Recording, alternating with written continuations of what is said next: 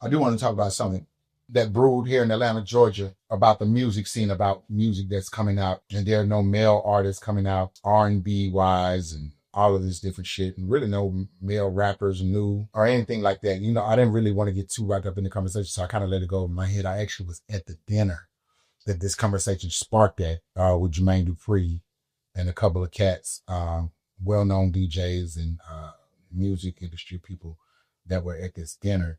You know, it really turned into a dick swinging contest where I do this, I do that, I do this, I do that, as most of these things do. And I try to stay out of these conversations because Jamie, as you know, I can get a little flashy on these niggas.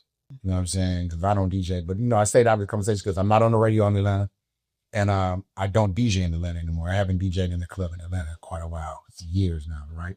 I'm more of a stadium arena DJ. I try to stay out of these conversations, but the women are killing it right now.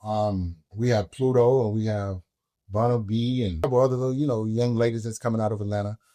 Very big records. I'm so ATL, get in there.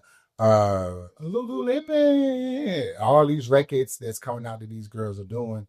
I feel as though who's paying for this shit, right? This is just my opinions, right?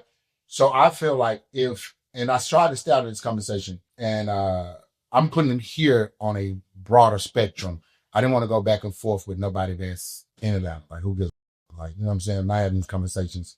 It's on a broader scale, right? Not that I don't give a fuck about niggas in Atlanta because I love all my DJ partners and all of my constituents that's here in the city.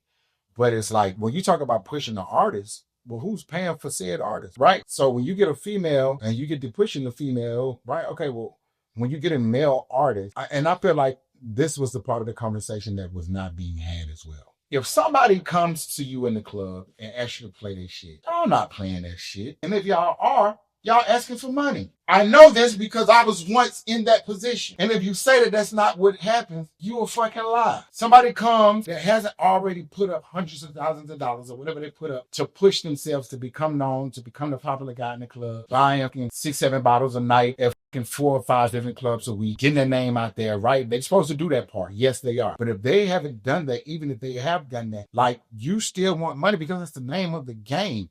Right? It's only a few cats I know that would just do it, right? I used to be one of the cats. You was Joglo and you was on some bullshit, you came to me, I'm going to charge them. But I built a gang of my relationships because I would never charge people to play the song. And that's just not what I do. And it's a gang of artists that can contest to that.